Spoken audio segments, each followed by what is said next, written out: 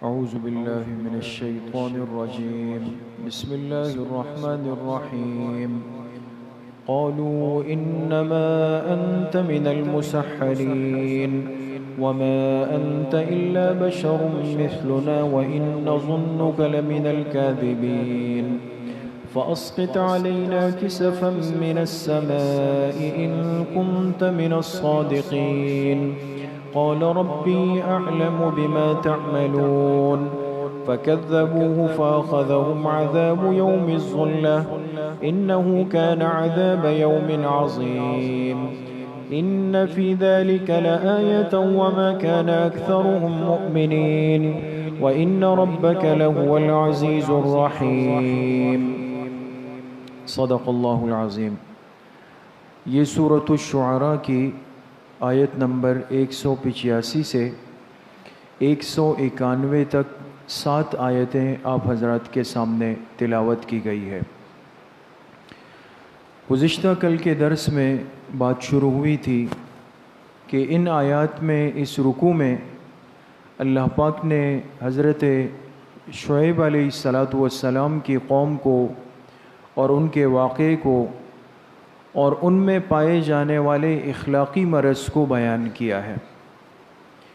اس قوم شعیب کے اندر جو اخلاقی مرض تھا وہ کیا تھا کہ یہ لوگ ناپ تول میں کمی کرتے تھے، لوگوں کے حقوق میں کمی کرتے تھے، دوسروں کا حق مارتے تھے اور اپنا حق پورا وصول کرتے تھے.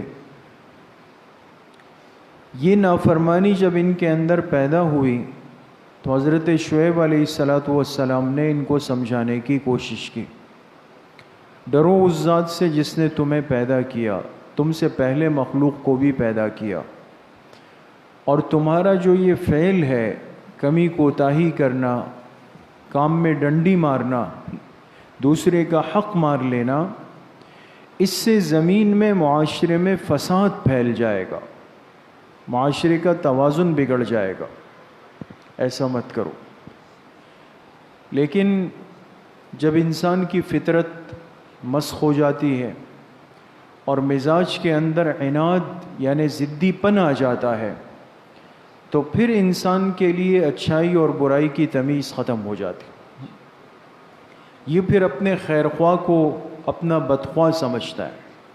کیوں مجھے بار بار سمجھا رہا ہے، کیوں مجھے روک ٹوک کر رہا ہے. تو ان کو بھی برا لگا کہ شعیب علیہ السلام ہمارے معاملات میں کیوں دخل اندازی دے رہے ہیں. لہٰذا انہوں نے کیا جواب دیا حضرت شعیب علیہ السلام کو، اور پھر اللہ کی طرف سے کیا پکڑ آئی اس کا تذکرہ آج کی آیات میں. قالو، قوم کہنے لگی، انما انت من المسحرین. اپنے پیغمبر پہ 3 اعتراضات کیے، آپ غور کریں گے.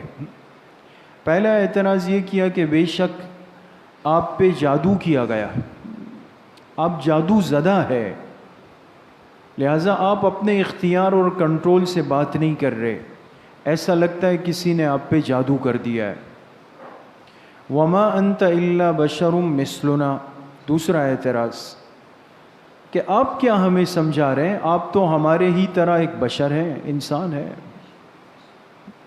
وَإِن نَظُنُّكَ لَمِنَ الْكَاذِبِينَ. تیسرا اعتراض، ہمیں آپ پر پکا گمان یہ ہے کہ آپ جھوٹے ہیں، نعوذ باللہ، جھوٹ بول رہے ہیں. تو دیکھیں 3 باتیں کی اپنے پیغمبر سے، اپنے خیر خواہ سے.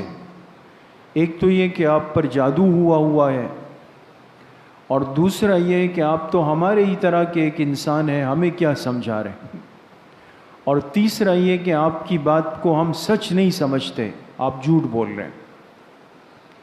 پھر کہا فَأَسْقِطْ عَلَيْنَا كِسَفًا مِّنَ السَّمَاءِ. مطالبہ عذاب.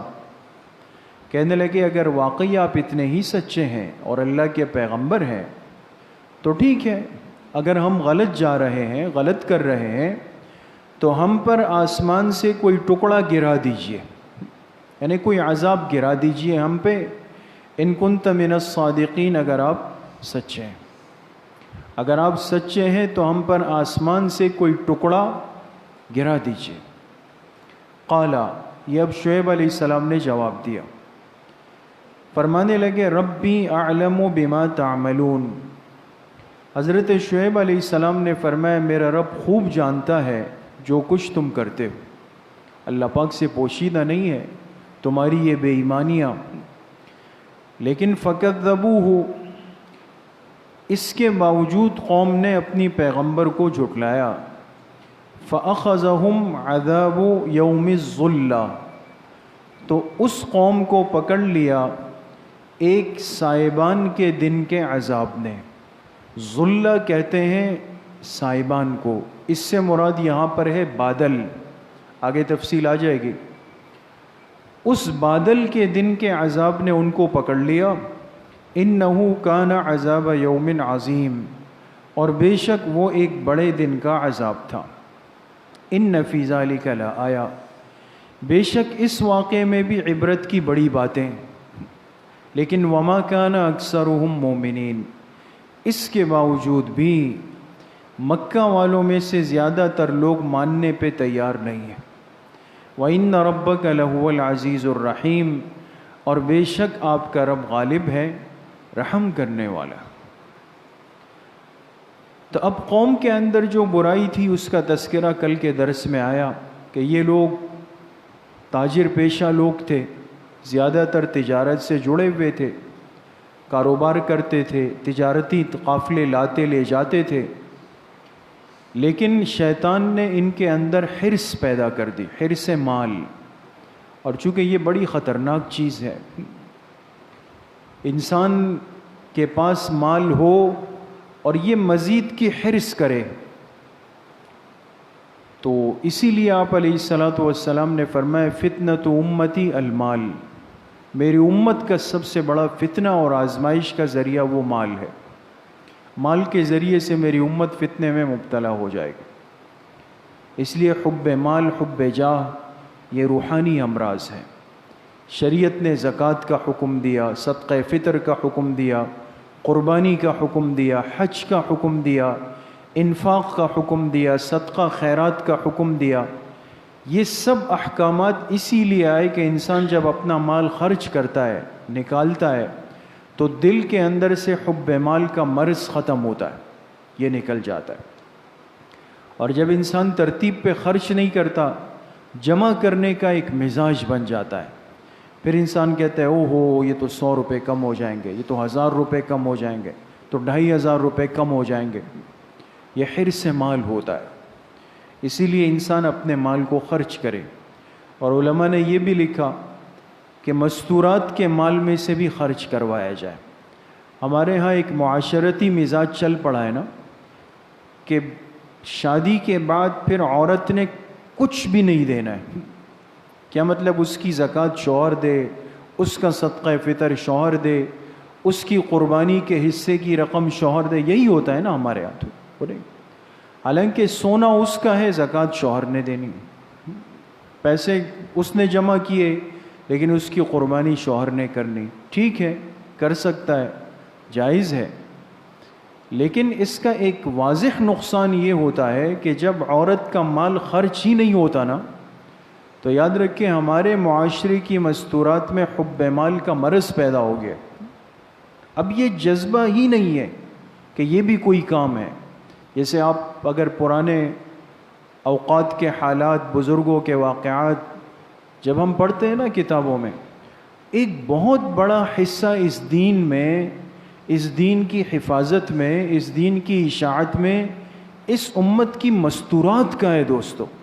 آپ یقین کریں، ہمارے جو بڑے اساتذہ یا ان کے جو اساتذہ، وہ جو اپنے حالات بتاتے ہیں کہ ایک مستورات کی ایک عادت اور مزاج ان کا بن چکا ہوتا تھا کہ بھئی میرے گھر کی پکائی ہوئی روٹی میں کسی غریب کا بھی حصہ ہو، کسی طالب علم کا بھی حصہ ہو، گھر کے رزق میں سے لازماً کسی کو دیا جائے۔ آج یہ تصور ہو سکتا ہے؟ لا محالہ ممکن نہیں ہے دوست۔ آج تو ہم روٹیاں چپاتیاں گن کے بناتے ہیں، گن کے بنتی ہیں کہ بھئی اضافی نہیں رہ جائے، جبکہ حدیث پاک میں آپ علیہ السلام نے کیا فرمایا؟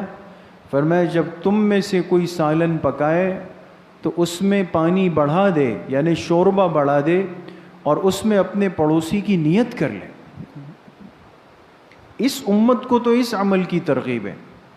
یہاں تو ذہن ایسا دے دیا گیا کہ بھئی یہ تو تصور ہی نہیں ہے. مہمان آ جائے تو کوشش کرتے ہیں کہ بس ٹرخا دے بھئی، کوئی طریقہ کریں، اب کچھ کریں. تو عرض کرنے کا مقصد یہ کہ یہ ہماری ذمہ داری ہے، میری اور آپ کی ذمہ داری ہے. مستورات چونکہ اس امت کا ایک حصہ ہے اور ان کی تربیت سے نسل کی تربیت ہوتی ہے، ان کے اندر بھی انفاق کا مزاج بنا ہے. ٹھیک ہے آپ نے ان کی زکوٰۃ دینی ہے، لیکن علماء نے کیا لکھا کہ بھئی 10,000 بنی تو کہا بھئی 5,000 میں دے رہا ہوں، 5,000 میرے پاس نہیں، وہ آپ ان کے مال میں سے بھی کچھ حصہ نکال لیں. وقتاً فوقتاً ان کو ترغیب دیں کہ بھئی فلاں جگہ پر یہ کار خیر ہے، آپ بھی اپنے مال میں سے کچھ نہیں. ورنہ جمع کرنے کا ایک مزاج بنے گا، وہاں نوٹوں کی گڈیاں بنیں گی، سوٹ جو ہے وہ الماریوں میں پیک ہو کے محفوظ ہوتے رہیں گے. یہ حب مال. جو بچیاں گھر میں ہوں گی ان کی بھی یہی تربیت ذہنی ہوتی چلی جائے گی. عرض کرنے کا مقصد یہ ہے کہ یہ ایک روحانی مرض ہے. اس لیے شعیب علیہ السلام نے اپنی قوم کو سمجھایا، دیکھو ناپ تول میں کمی مت کرو. جب تمہیں اللہ پاک نے رزق دیا ہے، حلال کا راستہ دیا ہے، پھر کیوں دوسرے کا حق اپنے مال میں شامل کر کے سب کو مکروہ مشتبہ بنا رہے ہو، حرام بنا رہے ہو؟ اس سے اپنے آپ کو بچاؤ. تو انہوں نے کہا کہ ایسا لگتا ہے کہ آپ پہ جادو ہوا ہے، یا یہ ہے کہ آپ کون ہوتے ہیں ہمیں سمجھانے والے، ہم زیادہ سمجھتے ہیں اپنے معاملات کو. اور تیسری بات یہ کی کہ بھئی آپ جو کچھ کہہ رہے ہیں کہ میں پیغمبر ہوں، اللہ کی طرف سے ہوں، یہ جھوٹ لگتا ہے، یہ سچ نہیں لگتا. اس لیے اپنے خیر خواہ کو قبول کرنے میں اور سمجھنے میں ہر امت نے بہت دیر کی ہے دوستو، بہت دیر کی. اس امت کو اللہ پاک نے صحابہ کی جو اتنی تعریف آئی ہے نا دوستو، صحابہ کے جو اتنے تذکرے ہیں قرآن میں، حالانکہ وہ امتی ہے، معصوم نہیں ہے، لیکن اللہ کے کلام میں ان کے جنتی ہونے کا تذکرہ. کیوں؟ وقت پر بر وقت حضور علیہ السلام کی قدر کی، اپنے پیغمبر کی خیرخواہی کو سمجھ گئے. تو واحد امت ہے کہ جس نے اپنے پیغمبر کو خیرخواہ ماننے میں دیر نہیں کی، اس طبقے نے، صحابہ نے. اس لیے کلام پاک کا حصہ بن گئے، قیامت تک کے لیے حصہ بن گئے. ورنہ عام طور پہ ہمارا انسان کا فطری مزاج یہ ہے کہ اپنے خیرخواہ کو، مصلح کو، مربی کو، فکر کرنے والے کو سمجھنے میں تاخیر کرتے ہیں. ان کے جانے کے بعد کہتے ہیں یار واقعی اب اندازہ ہوتا ہے کہ کتنی بڑی نعمت تھی، کتنی بڑی سعادت تھی. آپ خود غور کریں، آج یہ فتنے ہم پر کتنی آسانی سے ٹوٹ رہے ہیں.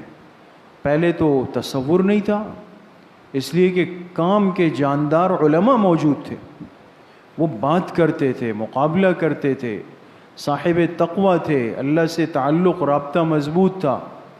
لہذا دین پر، ملک پر کوئی خلاف شریعت بات آئی ڈٹ کے کھڑے ہو گئے، نہیں مانتے. اب آپ نے دیکھا وہ بہت تیزی کے ساتھ پچھلے سالوں میں اہل اللہ اکابر رخصت ہوئے. ہم کیا کرتے بھائی، جا کے آخر میں جنازوں میں شریک ہوتے ہیں، یہ بھی بہت بڑی سعادت ہے، لیکن قدر ہمیں جنازے میں آتی، اس سے پہلے نہیں آتی. اس لیے فرمایا حضرت مفتی اعظم پاکستان مفتی محمد شفیع صاحب رحمۃ اللہ علیہ، جن کا تذکرہ بار بار ہوتا ہے، معارف القرآن جیسی تفسیر لکھی، اللہ نے بہت بڑا کام لیا. جب حضرت کا انتقال ہوا تو کہتے ہیں ان کے جنازے میں، ظاہر سی بات ہے بہت بڑے انسان تھے، لاکھوں شاگرد تھے ان کے، تو ملک کے طول و عرض سے لاکھوں کا مجمع آیا، لاکھوں لوگ جمع ہوئے کہ بھئی حضرت مفتی اعظم پاکستان کا جنازہ ہے، اللہ کے ولی کا جنازہ ہے. تو ان کے جنازے سے پہلے علماء کے بیانات ہوئے جیسے ہوتا ہے. تو خطیب اسلام، خطیب پاکستان حضرت مولانا احتشام الحق تھانوی صاحب رحمۃ اللہ علیہ، یہ جو تھانوی مسجد ہے لائن زیریہ جیکب لائن میں، وہ بہت بڑے خطیب بھی تھے، بہت بڑے عالم بھی تھے. ان کا بھی بیان ہوا۔ تو اصل بات جو عرض کرنا چاہتا ہوں وہ یہ، تو مولانا احتشام الحق صاحب رحمۃ اللہ علیہ کا جب بیان شروع ہوا نا تو وہ فرمانے لگے کہ مجھے آج سمجھ میں آیا کہ ہم لوگ مردہ پرست ہیں، ہم مردہ پرست ہیں۔ کہ اس سے پہلے میرا سینکڑوں بار دارالعلوم کراچی آنا ہوا حضرت مفتی صاحب کی خدمت میں نے تو کبھی اتنا مجمع نہیں دیکھا۔ جو فائدہ حضرت مفتی صاحب سے ان کی زندگی میں ہم نے اٹھانا چاہیے تھا، ان کی قدر کرنی چاہیے تھی، ان کے علوم سے، ان کی روحانیت سے جو کچھ لینا چاہیے تھا وہ تو ہم نے نہیں لیا۔ آج جب وہ دنیا سے رخصت ہو گئے، وہ سلسلہ منقطع ہوا تو سب جمع ہو گئے، تو سمجھ میں آ گیا کہ ہم پر مردہ پرستی غالب ہو گئی۔ ہم انسان کی قدر اس وقت کرتے ہیں جب وہ دنیا سے رخصت ہو جاتا ہے۔ اس لیے یہ مزاج بھی تھوڑا سا بنانے کی ضرورت ہے۔ ہم جنازوں میں پھر شریک ہوتے ہیں، وہ بھی بہت بڑی نعمت ہے، اس کی نفی نہیں، اس میں بھی بڑے بڑے فیصلے ہوتے ہیں اللہ پاک کی طرف سے، لیکن مقصد یہ ہے کہ یہی اللہ کے نیک بندے، یہ اہل علم، یہ بزرگ اہل اللہ، جب یہ حیات ہوتے ہیں اور ان سے جو اصل مقصود اصلاح نفس ہے، تزکیہ نفس ہے، ان سے علم کا حاصل کرنا ہے، وہ چیزیں ہم پھر اس کی قدر نہیں کرتے، وہ اسی طریقے سے چلی جاتی ہے۔ دور دور کے لوگ آتے ہیں، وہ ان سے استفادہ کر کے چلے جاتے ہیں، بعد میں ہمیں پتہ چلتا ہے اوہو اتنے بڑے انسان وہ کراچی میں رہتے تھے، ہمیں تو پتہ بھی نہیں تھا۔ اس لیے ایک تو اللہ کے نیک بندوں کی قدر اللہ ہم سب کو نصیب فرمائے، اور دوسرا یہ ہے کہ حب مال یہ ایک ایسا روحانی مرض ہے کہ جو اللہ کے عذاب کو دعوت دیتا ہے۔ اس کا طریقہ یہ کہ انسان کے اندر انفاق کا مزاج، خرچ کا مزاج انہوں نے نہیں کیا۔ نتیجہ کیا ہوا کہ اب اللہ کی طرف سے پکڑ آئی، لیکن پکڑ بھی عجیب انداز میں۔ سخت گرمی آ گئی اس قوم پر، 7 دن شدید گرمی رہی، اتنی گرمی کہ تفسیروں میں لکھا یہ بے چین ہو کے گھروں سے باہر نکلتے۔ 7 دن پورے ہوئے، دیکھا ایک بادل آ رہا ہے، کالے رنگ کا بادل آ رہا ہے، اور اس سے ٹھنڈی ٹھنڈی ہوا آ رہی ہے۔ کہو یہ بادل جو ہے نا، یہ بارش والا بادل ہے، ھذا عارض ممطرنا، اب بارش برسنے والی ہے۔ سب نکلے اور جا کے اس بادل کے نیچے کھڑے ہو گئے، اس سے ہوا آ رہی ہے، جمع ہو گئے، اور اسی بادل سے اللہ پاک نے ان پہ آگ برسا دی، اللہ کی پکڑ میں آ گئے۔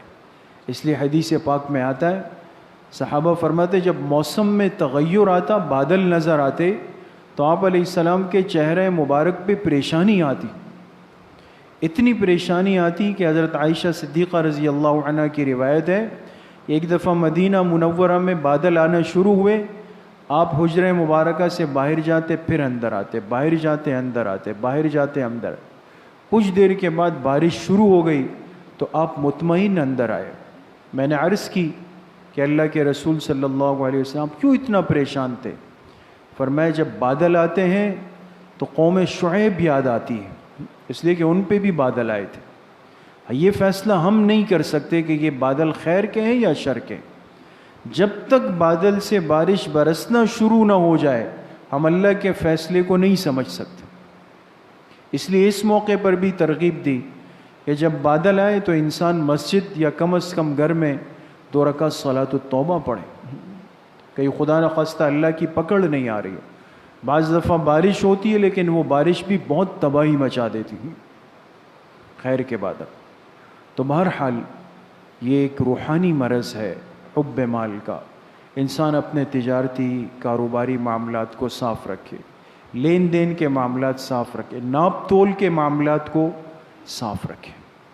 اللہ پاک مجھے بھی آپ سب کو صحیح عمل کی توفیق نصیب فرمائے۔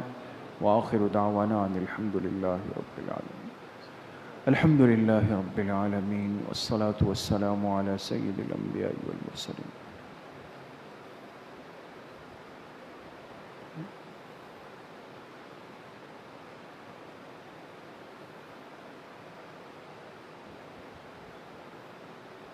وصلی اللہ وسلم علی نبینا محمد وآلہ وصحبہ اجمعین برحمتہ۔ انشاءاللہ کل مغرب کی نماز کے بعد تاریخ اسلام کی مجلس ہوگی جو حسب ترتیب اتوار کے دن ہوتی ہے۔